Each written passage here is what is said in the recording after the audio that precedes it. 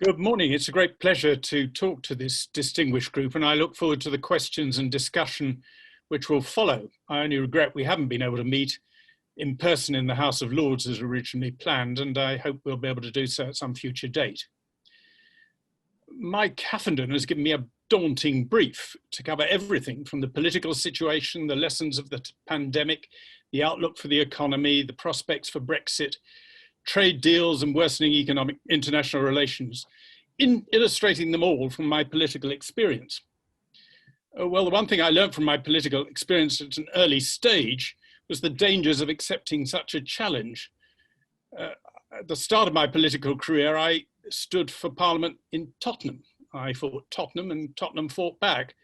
But in those days, candidates held public meetings everywhere, and my opponent always began his speeches with the words, "I've got to cover all the issues facing the nation and the world in just 35 minutes. I scarcely know where to begin." At which point a heckler shouted out, "Begin at the 34th minute." I don't want you to wish I'd begun at the 34th minute, so I've been trying to think what I can say about some of these issues that you probably won't have heard before, things that are relevant, interesting and important, but have been largely ignored by most of our public commentators. Are there such things? There ought not to be, given that we have such an extensive commentariat. But one thing that has puzzled me throughout my political career is that there are some facts and issues which seem to sink into a black hole and are totally ignored by almost everybody. So it gives me some scope to raise some of those issues. Why should that be? Well, George Orwell once said, the most difficult thing to see is what is right in front of your nose. Our political, economic and other journalists are probably among the best in the world, but like all of us, they can sometimes fail to spot things that are happening right in front of their noses. And more important, journalists are herd animals, and the herd instincts mean they all charge in one direction, and sometimes they collectively miss important things. I observed that directly because I had the best room in Parliament when I was in the House of Commons, room number 1 on the upper committee room corridor. Best not just because it's big and convenient and has a lovely view of the Thames, but because it's the bottom of the little staircase that leads up to the small room where twice a day the Prime Minister's spokesman used to brief the political journalists. And after the briefing, they come down the stairs, assemble just outside my room, not realizing I was the other side of the door, and turn to each other and say, "What's the story?" And someone would say, "Oh, I think it's government confusion." Or someone else would say, "Oh, I think Gavin Watson's days are numbered. The spokesman didn't seem very supportive." And they'd all go off and write that story from their different political perspective. Normally, of course, they did pick on the most important issues of the day, but sometimes the herd collectively moved in the wrong direction, missed something. And once the herd has ignored something, it tends to remain ignored. So that's why there are some things for me to talk about. But before highlighting some of these overlooked truths and facts and ideas, first let me give a lightning canter through the conventional wisdom on most of these topics. The conventional view on the political situation is that the government is in a strong position. It has an 80-seat majority. Unlike its predecessor, it can get any measures it wants through Parliament to tackle the pandemic, the economic crisis, Brexit, trade, and anything else. But despite that strong position, it's made a bog up of the handling of the pandemic. I'll put it more delicately on the slide. So everybody agrees that we need, at an early stage, an inquiry into what mistakes were made, what was done too early, too late, not at all, and badly communicated, so that we can learn the lessons, identify who got what wrong, sack useless ministers, and move officials and advisors who were less than competent somewhere else. Now, as a result of the COVID lockdown, we face a grim economic situation, a looming unemployment crisis, and the general consensus is we need a Keynesian fiscal boost to get us back to full employment. But we're constrained in doing so by the crippling debt of over 100% of GDP. So we have to hope we can trade out of our difficulties, but the consensus is that our ability to trade will depend on negotiating good trade deals with the EU, or even better ones, if that fails, with the rest of the world. And trade deals are going to be important because we may need to use trade as a lever, or find it being used as a weapon in the growing tension between the West and China and Russia. Now, that's, I think, a fairly objective summary of the conventional wisdom in most of these areas. But the problem is, it's almost all either wrong or flawed or ignores the key issues. So let me go back over some of it.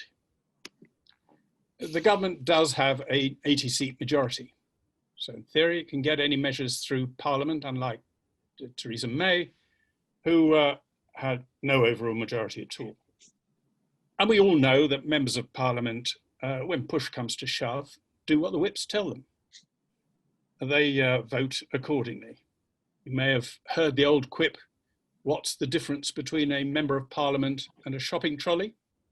Answer, a shopping trolley has a mind of its own. I've read countless articles deploring this fact, decrying the fact that modern members of Parliament, being mostly professional politicians, can't disobey the whips, unlike those upright independent knights of the shires in days of yore who could stand up to the government of the day. So that's the thesis. The only problem is it's completely untrue. There were whole years in the 1950s when not a single member of Parliament, Knight of the Shires or not, cast their vote against the party whip. But from 1970s onwards, each successive Parliament has been more rebellious than its predecessor. During Mrs. Thatcher's period of 11 years in office, something like 4,259 votes were cast by her MPs against her whip. Subsequently, of course, John Major had a torrid time with the Maastricht rebels. Then came Tony Blair, also in power for 11 years.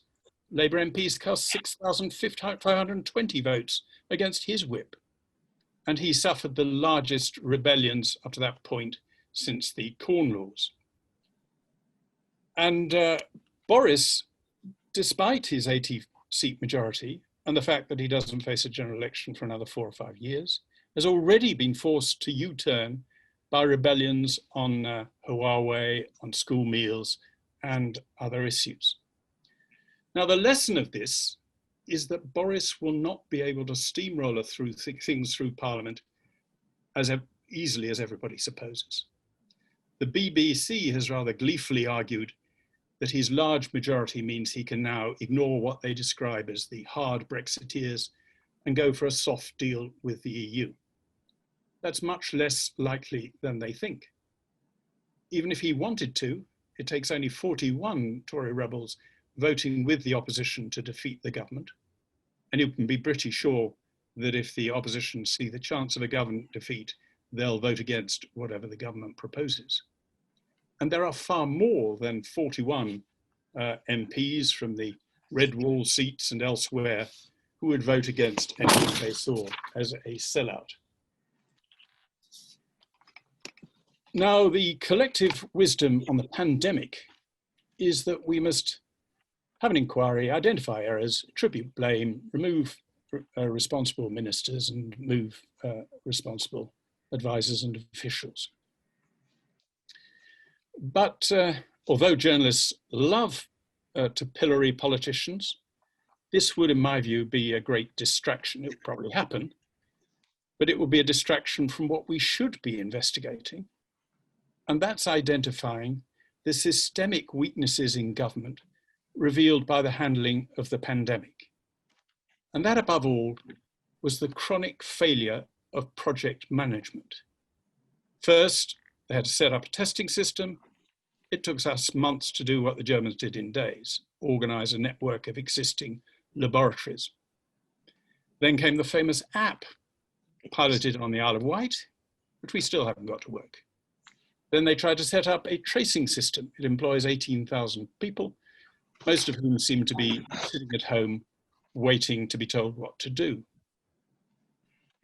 Actually, it ought not to be news that the British civil service, which in my genuine opinion is in many respects good as or better than any civil service in the world, in one respect is very poor. It's chronically unable to handle project management. Can you think of a major IT project which has not gone belly up? Remember Tony Blair's NHS patient record system? It cost £26 billion with nothing left to show for it. Then came the farm payments system and various other. This failing of the civil service to handle projects, large projects, was brought home to me shortly after I became Secretary of State for Social Security. My predecessor had introduced a new system of benefits for disabled people. 2 million disabled people were going to move from the old system to the new one and get more generous and more comprehensive benefits. I hoped to bask in their gratitude, even though my predecessor deserved the credit. But within weeks, MPs' surgeries were full and their mailbags were packed with complaints from disabled people and their carers that they were getting less money or no money at all. The whole system had gone haywire. Talking to my permanent secretary, he mentioned that there was one official in the department who did seem to be able to handle big projects. Just one out of 100,000 people who worked for me. So we put him in charge and he brought order out of chaos. Wonderful man called Stuart. Later on, I decided to bring together the benefit system and the employment system so that instead of paying people not to work and then separate people telling them how they could work, we brought both parts of the system together, and it meant redeploying more people than were actually deployed on D-Day, my officials told me rather proudly. That made me terrified that it would go wrong. And it had to be led for diplomatic reasons initially by someone from the Department of Employment. And sure enough, within a few weeks, it did start going wrong. So I had to seek out my one person, Stuart, and put him in charge. And he sorted it out, and that's why you've never heard about it. So there are exceptions which prove the rule. There was another one in the Treasury. The other great crisis you never heard of in the public sector was the computerization of the Inland Revenue. It worked because of the brilliance of one man, Steve Matheson. I named a building after him, Steve Matheson House in Telford, the only building ever named after a serving civil servant, because he'd achieved something which few others had done. Now, why are there so few people? Why is there this systemic weakness in the civil service? Actually, I came to the conclusion it's essentially an HR problem. And I know that many of you are leading experts in this field and know infinitely more about it than I do. So I'd be interested in your views when we come to the discussion. But for what it's worth, I conveyed my analysis to the head of the civil service just before an ungrateful electorate consigned me and my party to the opposition benches. And my analysis was this, and I'm afraid it still stands. The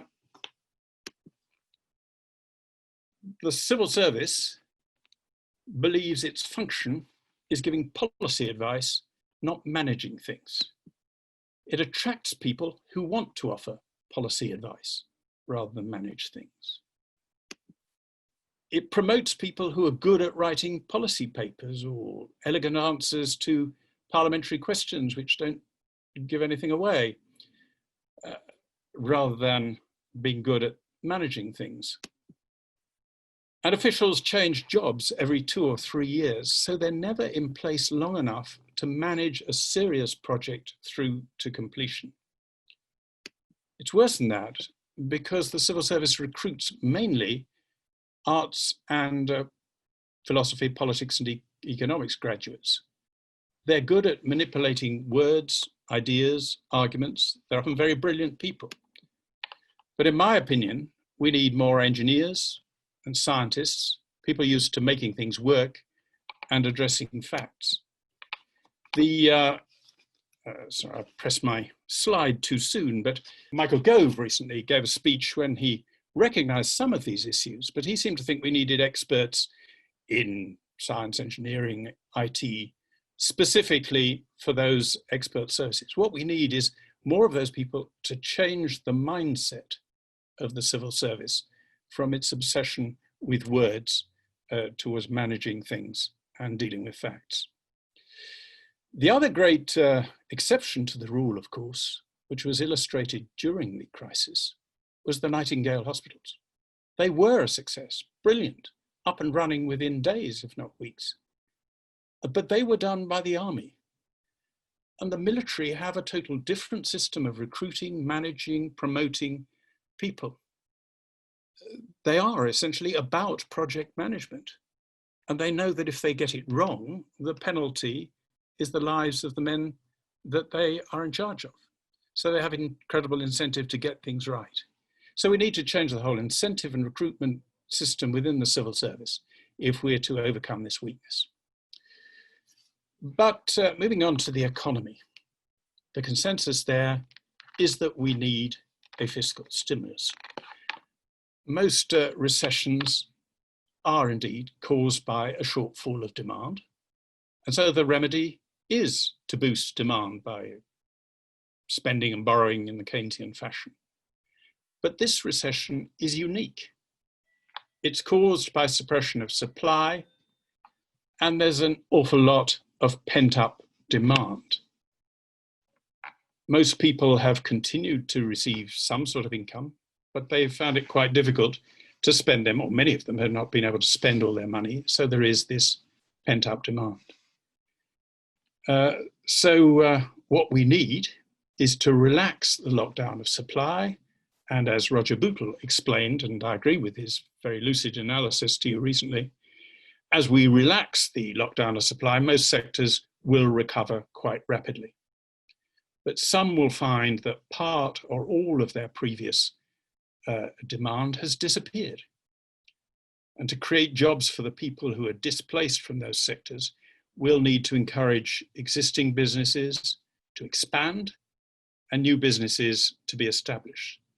And I'll come to how to do that in a moment. But insofar as we need to stimulate demand by increased government spending and borrowing, are we not hamstrung by the crippling level of debt? We all know that it's £2 trillion, over 100% of GDP. We know it, but it's not true. Up to a third of what the government counts as debt is money it owes itself. It has on its in its coffers £750 billion of gilts, which it's bought back from the public. So how is it that the government ends up owing itself money? Well, imagine you persuade 10 of your friends each to lend you £1,000 to help you set up a business or get you over a difficult time. I'm assuming you've got very trusting friends. You give each of them an IOU for £1,000, and they lend you 1,000. So you owe them 10,000, and they have got the proof of it in their IOUs. Later, you decide, for whatever reason, to repay three of your creditors. So you give them £1,000 back and they return your IOU to you. I suspect at that point, you'd think you only owed £7,000 and you'd tear up the 3 IOUs. But that's not what the government does.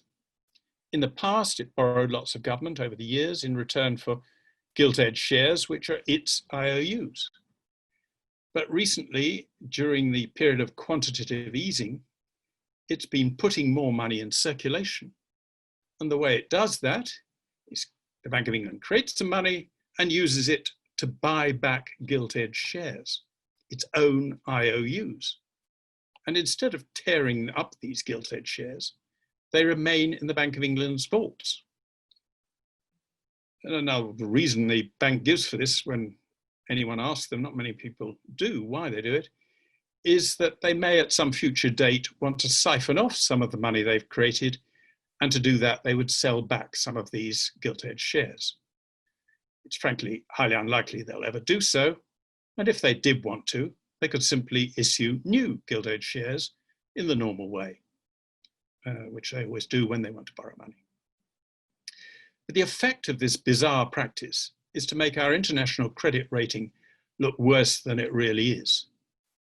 Once again, this isn't a secret, but our commentators either haven't noticed or prefer to use the most alarming figure.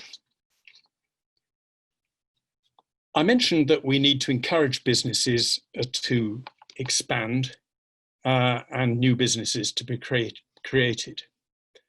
One little noticed positive lesson of the pandemic crisis could help us.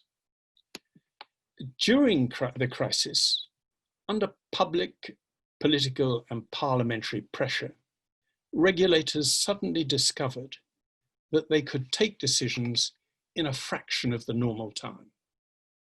New diagnostic tests were approved in weeks. New designs for ventilators were authorised almost overnight. Local councils were able to authorise restaurants to expand onto the pavements and reroute traffic to make it possible. What slows down business expansion and formation more than anything else is the need to get permits and approvals on a whole range of things: planning, building controls, environmental improvements, product authorization, and so on and so on. Even for a business to open a new bank account can take weeks, as the builder who's currently banging away below in my flat below this had told me, because he set up a new business. He's tried to open a bank account. It's taken him 6 weeks because of money laundering rules. So regulators take their own time. Indeed, as industry and trade and industry secretary, I was sometimes advised by the department's lawyers that I mustn't give a speedy decision because we might be subject to a judicial review.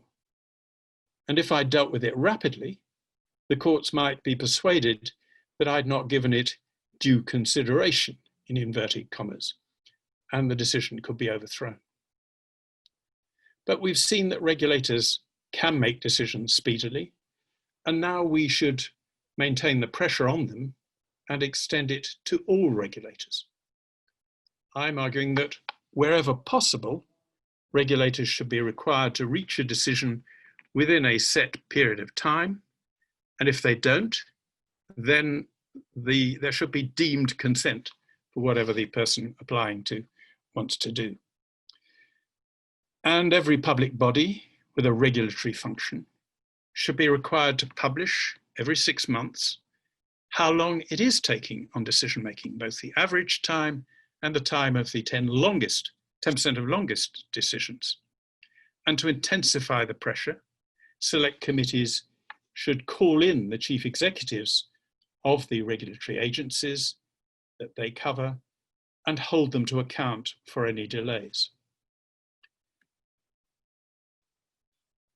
But if we are limited in the extent to which we can borrow money, and we don't want to rely entirely on domestic entrepreneurship to increase activity, we will need to expand our trade. And the consensus there is that we need free trade deals with the EU or the rest of the world to trade successfully. The importance of trade deals, in my view, is hugely exaggerated. They're useful, they're desirable, but their impact is much less than generally thought. This was brought home to me when I was Trade Secretary. I implemented the Single Market Programme, which was hailed as the deepest ever free trade arrangement. And I also negotiated the Uruguay round, which halved tariffs worldwide and set up the World Trade Organization. I made bullish speeches about how both of these would boost our exports, but neither had as much impact as I anticipated, particularly not the single market. Indeed, goods exports to the 14 original members of the single market have stagnated since then. They've grown at barely 0.5% a year, 10% over the last 20 years in real terms. By contrast, our exports to the 14 largest countries with whom we trade just on WTO terms, because we have no free trade agreements, have grown by 88% and now account for 37% of our total exports of goods. Once again, this information is in the public domain, yet our commentariat always never mention it. They talk of the single market as if it has been a great success for our exporters, when this simply isn't the case. I'm not quite sure why it isn't the case, but it isn't the case. And WTO terms are demonized as if they made trade impossible, which clearly also has not been the case. The simple truth is that what drives trade is producing goods and services which people want to buy, and then getting out and selling them. What will happen if there is no free trade agreement with the EU?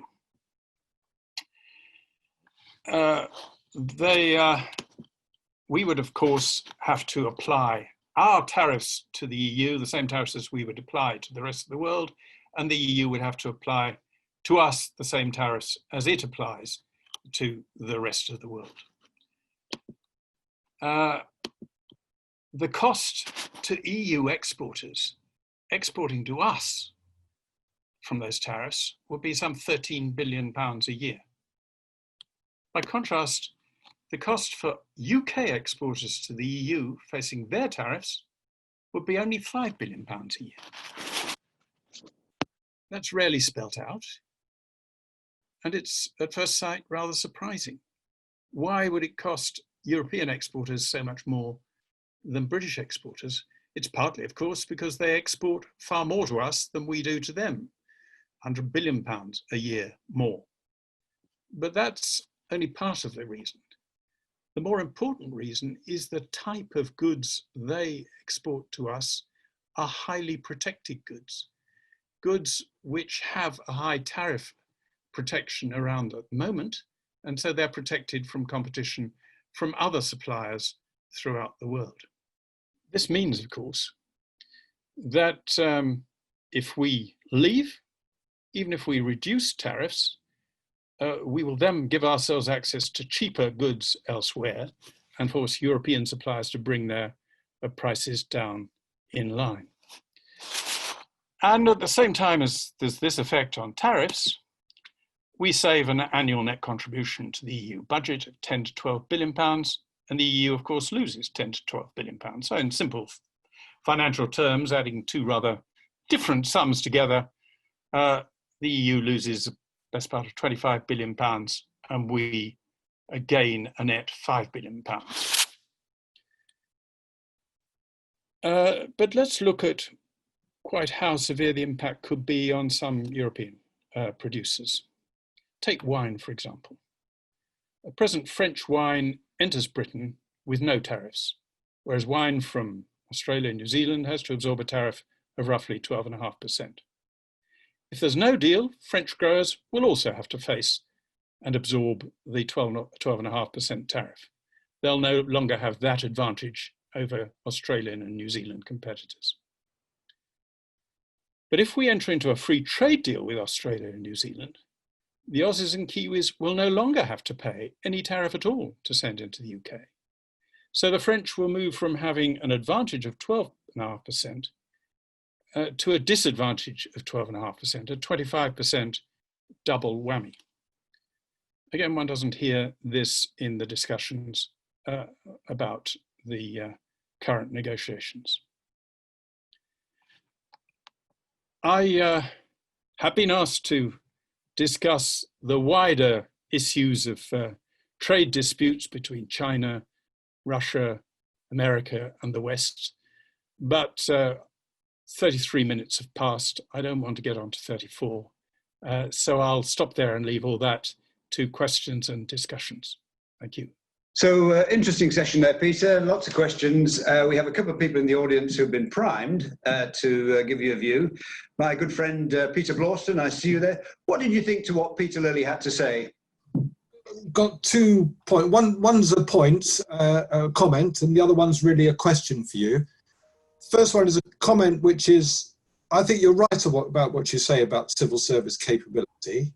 Not least the fact that you've got some very decent, good people with lots of sense of public duty trying to do their best. But it's true that there's a real capability issue in the way that you described.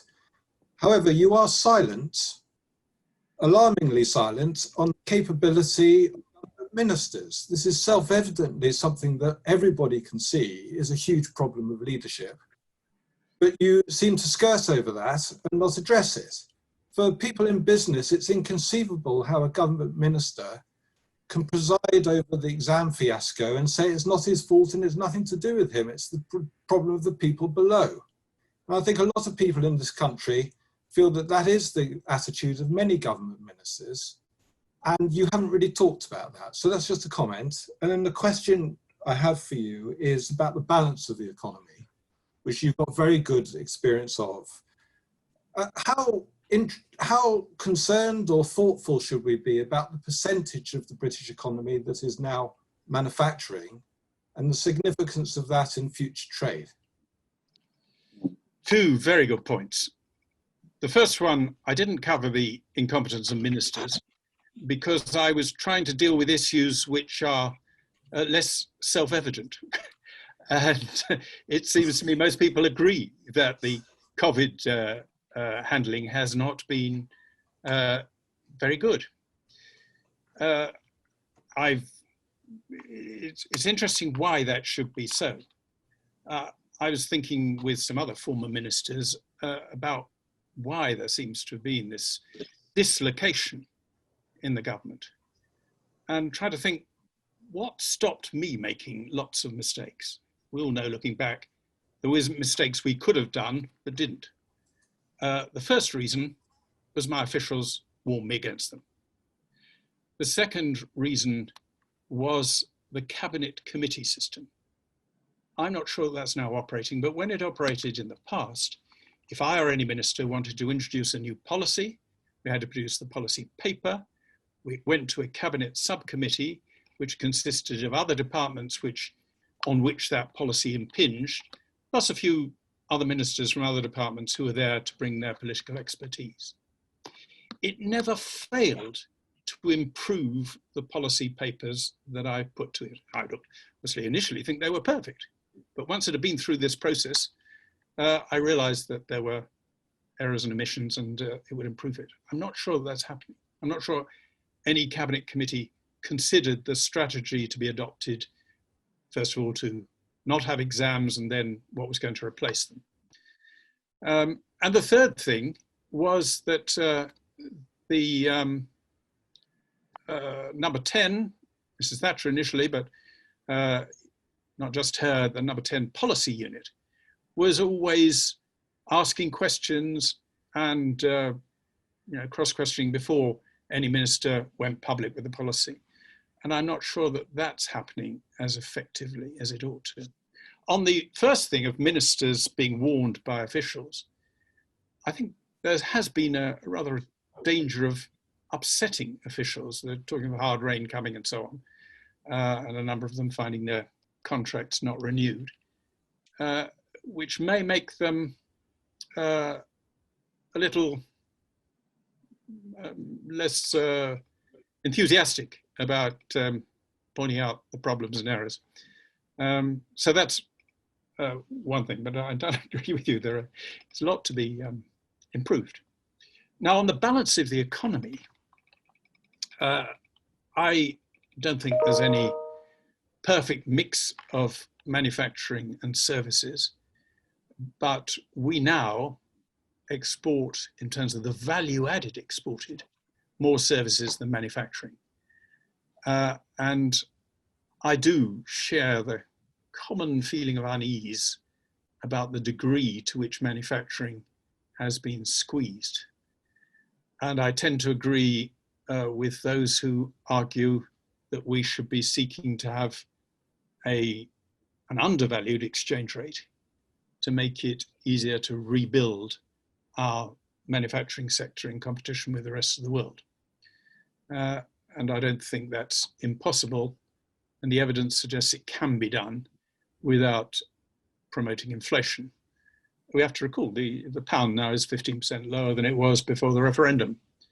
And that has given an advantage to manufacturers and exporters, but it's an advantage they'll only take advantage of once this period of uncertainty has ended. Yeah, thank you. Good questions, Peter, and nice answer, Peter. Martin, you're sitting there looking very studious as ever. What kind of comments do you have on what Peter Lilley's had to say, and questions do you have for him? Are you referring to me, Mike, just to make sure? Yes. You didn't prep me at all that you were going to call on me, but that's okay. That's no problem. Okay, Peter, very keep you on your toes. As always, very thoughtful comments. I love the whole challenging the common thinking approach as a whole, that the provocative provocation, going back to go, well, just because it's in the common theme doesn't mean it's right. One of my greatest concerns is when all the parliamentary parties agree with each other because they've clearly missed something. I think it's one of the great dangers of our democracy when they all collide and collude against a particular point of view. So I like the premise of the address that you gave us. I'd agree also, as the comment was made before, that what we need is more engineers, more wider skill set of the civil service. Ministers, though, and leadership, and the point was raised before in the previous question, there's no substitute for leadership. And leadership and clearer decision-making is clearly wanting in the government, which is a bemused situation, I think, for most of us. We will look at a government that's got an 80 majority that should be able to get power through it. I agree that there are clearly more MPs who are prepared to fight their battle than just follow the whip than maybe have in the past. But the fact that there's no leadership with clarity and explaining the decisions they're making is creating the problem worse. So I completely relate to that. The question that I'd like to ask, though, is on the point you made around the government debt.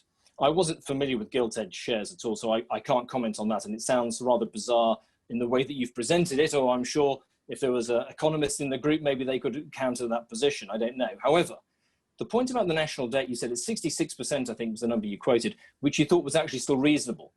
And the problem that I have with that as a more fiscal conservative than anything else is the national debt rising has to be curtailed. So David Cameron made a big play about the fact the national debt kept reducing. What he meant is the annual national debt. We were still getting fatter, just at a lower rate of growth, which is not helpful. And I don't think there are many conservative voices on the backbenches, particularly today, and less certainly in governments, that are talking about the national debt challenge and how we're going to address it in the future. And my great concern, and this is the question I have for you, is that when the whole COVID situation comes up and the furlough comes to an end, and we have a tsunami of redundancies as a result, which will be highly regrettable but highly foreseeable, there will be a tsunami equally of calls for more support from governments, which will increase the debt considerably more. So what do you think the government should be doing about that when that impacts, and what do you think they will do? A lot there. I share your view that one should be very wary when there's unanimity. I think it was Harold Macmillan who said, looking back, whenever the front benches, both front benches in Parliament were united, they were almost always wrong. And the reason for that, of course, is that when both sides agree on a policy and passionately believe in it, there's no one there to say, but hold on, what about this? What about that? Have you thought of the other? That applies not just in Parliament. I carried out an inquest when I was at Social Security into what had gone wrong with the Child Support Agency, which had just been set up before I became responsible. It had gone completely wrong. And that was a policy which had bipartisan support. It was supported by moral conservatives and feminists, by Labour and Conservative. It seemed to everybody sensible you should try and make absent fathers pay for their children. So, but it went completely wrong.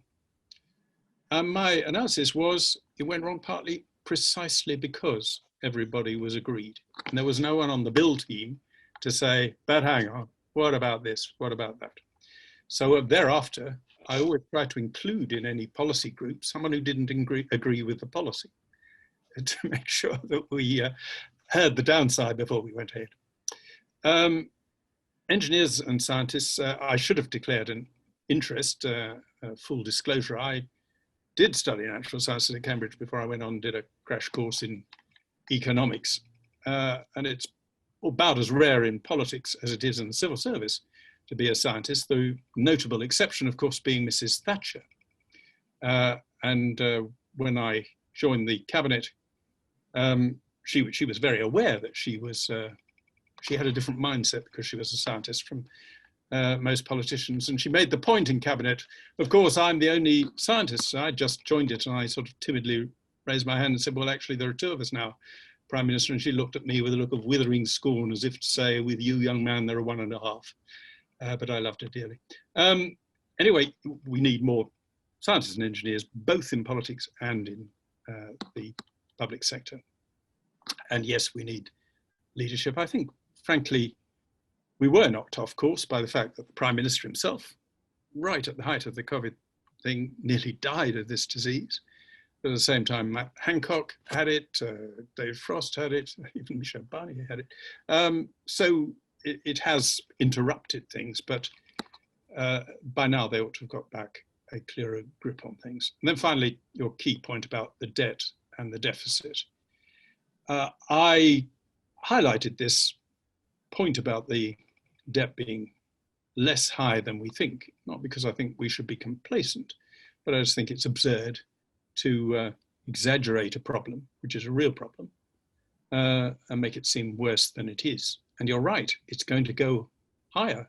I think Roger Bootle foresaw it going from the unadjusted figure to 130% of GDP. But I agree with his analysis. The key is to bring down the deficit, i.e. the annual borrowing over time, so that you're adding less and less to it, rather than seek to repay the debt, which gradually will decline as a proportion of GDP as GDP grows. But bringing back down that deficit is going to be a difficult process. The ideal, of course, is to bring it down through a growing economy which pays more taxes, which means that you need to borrow less. And I think it will be a huge mistake to pile on taxes at this stage to try and diminish the deficit, because that would exacerbate the growth and keep us mired in recession. And we wouldn't have growth working in our favor. But I think Roger Bootle handled this so well that I would advise everybody who wasn't at his session to go back and play it over rather than listen to me. Thanks, Peter. James Neller, you've got a slightly different question, just moving in a different direction. Do you want to tell us what that is? Certainly, Mike. Hi, Peter. I've really enjoyed your presentation so far. It was 12 years ago on one of these meetings hosted by Mike that Professor John Stopford of London Business School warned that we'd reached a tipping point with China, where they would use their economic and technology capability to leverage their geopolitical power in the world. Fast forward 12 years on, and we're in a situation where America now talks of trying to dislocate itself, its economy, from the Chinese economy. And China becomes ever more forceful in demanding obedience from its trading nations. Therefore, I wondered, my question to you is really, should we make love or should we make war? If you're advising the government, how would you seek to find a solution that's economic benefit to the UK, based on the current geopolitical issues the West has with China? Well, I think it's perfectly sensible that we and the Americans and the Five Eyes countries should want to protect our security. If there's a risk to that security from Huawei technology, we should obviously stop using it, phase it out. I'm not an expert. I'm puzzled as to what the security risk is, but if the experts at GCHQ say there is a risk, then it's sensible and it's sensible too for countries not to become over-dependent on strategic materials or equipment from a potentially hostile country. But I don't think that we should imagine we can make China go away by adopting an aggressive trade policy.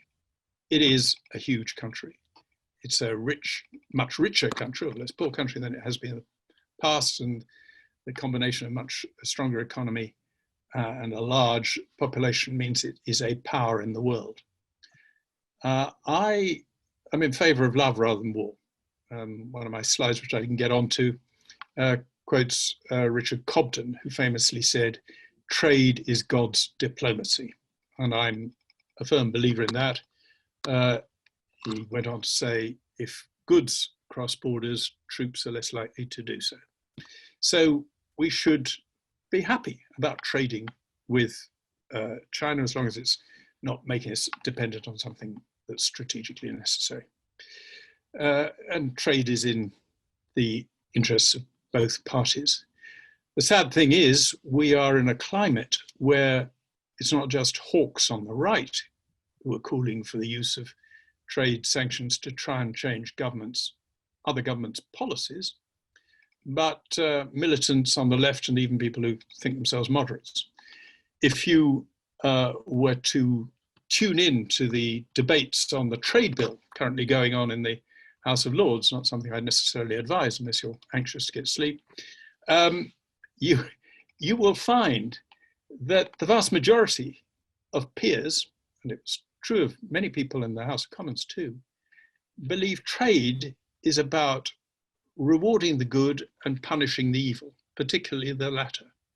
That they may be evil because they have animal welfare standards we don't like, or because they have human rights policies we disapprove of, or whatever. Now, my view is we should be very cautious about trying to use trade to change the policies of other governments, be it China or Russia or elsewhere, and only do it when there's a broad international consensus that can make it effective. Otherwise, you're cutting off your nose to spite your face. Thanks, Peter. Sally, you've got a question. Sally Ashworth. This is perhaps an obvious one, but I'd be interested to know what you think about the much publicised approach for kind of addressing what is seen as the ineptitude of the civil service by recruiting outcasts and misfits. Well, I'm quite in favour of having the odd misfit and original thinker around, though I confess I never specifically advertised for them, but I certainly, within my own department, I sort of looked for the people who were the most sparky and not necessarily the most consensual, and I found them very stimulating. So we should certainly seek a wider range of views, opinions, expertise, mindsets, training than we have at present, both within the political system and within the civil service. And At the moment, it does tend to be heavily dominated by PPE graduates with a single mindset. Thanks for that. Quintin Heath, you've been sitting, listening attentively to this session. Comments, observations? Yeah, I was trying to, I was just thinking about something that Peter just said a moment ago, which was about trade with China, which I personally is a position I believe, which is to say that to make love, not war. But however, I was just trying to match that in my mind with the comment earlier that trade doesn't have the impact that we think it has. So I was just trying to, if you could tie those two ends together for me. That it's important that we have free trade with, or we retain free trade with China, or trade with China actually, to the point. We've retained trade with China, but yet it doesn't have the impact that we hope that it does have. So does it matter? No, my point was that trade deals, free trade deals, have less impact than one might imagine. Even halving the tariffs, which is what the Uruguay round did, halve the tariffs among industrialized countries, had less impact than I'd hoped or expected. Now, it had some positive impact, and that's good. The single market program had some positive impact, but it didn't tend to be a boost to exports. But trade itself is a good thing because it brings people together and it makes them mutually dependent. Whereas autarky, countries becoming solely self-reliant, means that they feel less mutual agreement with other countries. So I'd like China to feel dependent on us and us to feel dependent on China in that sense of mutual beneficial exchange. And the process of goods crossing boundaries, as Cobden talked about, and services likewise, does bring people together. And they learn more about each other. Again, I should declare a full disclosure. I'm on the advisory board of a small Chinese company, private equity company, and it actually invests Chinese money in China. Would quite like to move into exporting capital abroad, but Chinese exchange controls don't permit it. So, but I'm on it because it enables me to discover what's happening in this amazing country. And it's fascinating, but also means you find yourself making friends. And the more exchange there is, the more friendly people will be. And on the whole, that's God's diplomacy. Any last question? Can I ask a quick question that's not related to what you've already spoken about, Peter, which is just extending the world themes, I think was something about the title anyhow. When, or maybe if, Trump loses in November, what do you think his legacy will be? I must admit, I find the thought of the American election very depressing. The only reason I can think of to vote for Biden is Donald Trump. And the only reason I can think of for voting for Donald Trump is Joe Biden. A nation of 300 million people has found two of the least eligible people to be its president and put them up against each other. But what will its legacy be? The one thing that can be said in Trump's favor, well, there are more than one thing, but one has to look around for them, is that he kept his promise not to go to war, to bring the boys back. And after a period when one had America pursuing rather aggressive policies abroad, achieving very little and destabilizing a lot, that's actually a good thing. So I give him credit for that. What else will be his legacy? Actually, he has succeeded up to COVID in generating lots of jobs for his people, for the blue collar workers.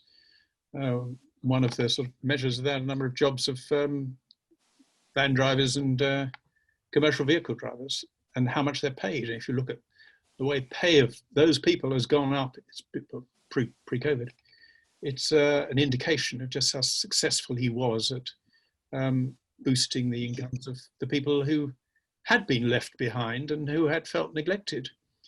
And not just neglected economically, but despised socially. Hillary Clinton's famous remark about the bunch of deplorables. They knew who she was talking about. So he's done some good for that, but he has undermined the sort of integrity of the respect for the presidency, both at home and abroad. And though I'm a natural sort of Republican, I wouldn't have voted for him last time, and I wouldn't vote for this time. Okay.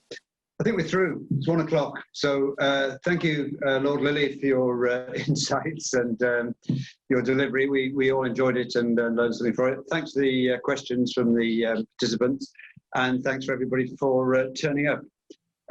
Steve Toft will be putting together his retrospective together with a recording of today's session.